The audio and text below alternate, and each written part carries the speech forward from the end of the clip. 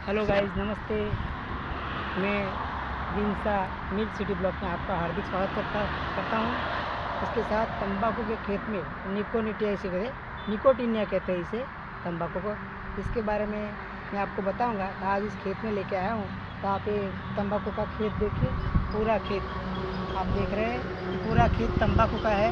ऐसा इसका छोड़ ऐसा आता है, इसके ऐसे पान होते हैं, इसके ऊपर बीज भी ऊपर आते हैं। इसको सूखा के भी इसका प्रोसेस कैसे बनाया जाता है, तो इसके बारे में मैं आगे और आपको बताऊंगा। हेलो दोस्तों, तो आपने तंबाकू का छोड़ देखा, उसका खेत देखा। अब इसके बारे में थोड़ी बहुत जानकारी लेंगे। तो मैं आपको इसके बारे में थोड़ी बहुत जानकारी दूंगा। तो उसके पहले तो उसके राई के दाने जैसे उसके बीज होते हैं, बस बीज को छोटी छोटी जो खेत में क्यारियाँ बनाई जाती है उसके अंदर उसको छिड़का जाता है और पानी वो जो भी हो कुछ को डाला जाता है। फिर इसमें धीरे धीरे इसके छोड़ बड़े होते हैं। बड़े इतने के 3 4 5 पान हो जाए, फिर इसके इतना सा हो जाए, फिर इसको खेत में लगाने के लिए तैयार किए जाते हैं। फिर इसको खेत में लेके खेत में पानी मारते हैं।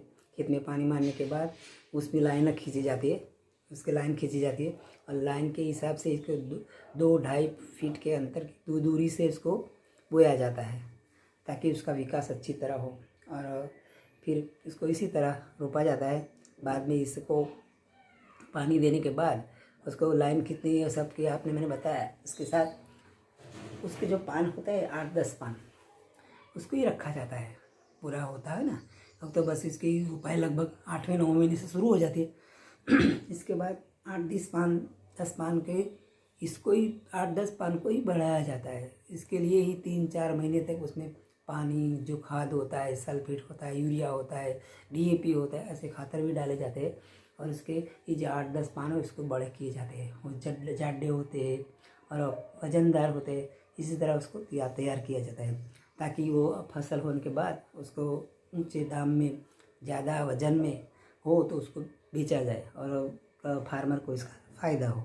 तो इसी तरह उसको तैयारी की जाती है। लेकिन जब वो छोड़ उगता है ना, तो उसमें 8-10 पान के बाद वो तो निकलता ही रहता है, ऊंचा जाता है।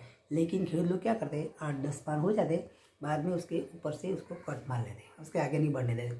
और कट मारने के बाद भी पान के ऊपर हर पान के ऊपर छोटे छोटे दूसरे पान आ जाते हैं। उसको निकालने के लिए भी तैयारी की जाती है। तो इसको कनकी बोलते हैं।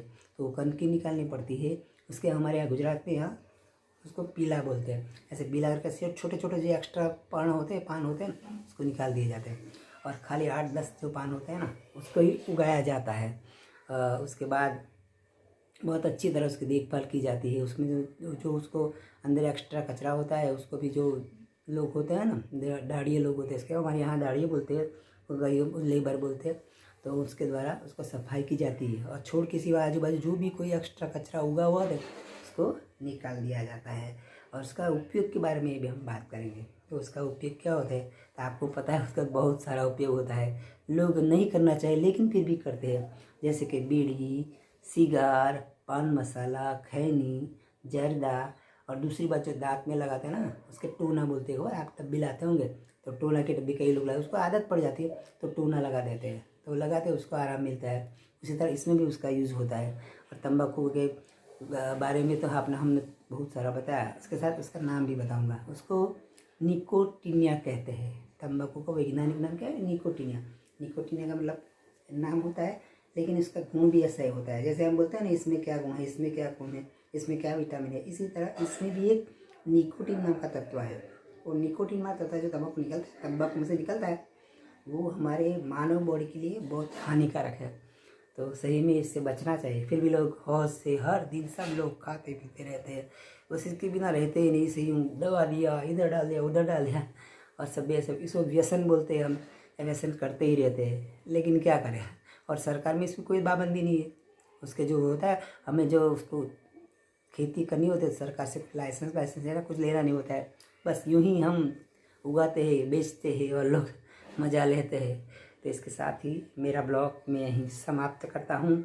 और मेरे ब्लॉग को लाइक करो, शेयर करो, सब्सक्राइब करो, बेल आइकन को दबाओ, ताकि आपको उसकी नोटिफिकेशन मिलता रहे। उसके साथ एक बात आपको बताओ, क्या हमको मेरे ब्लॉग को आप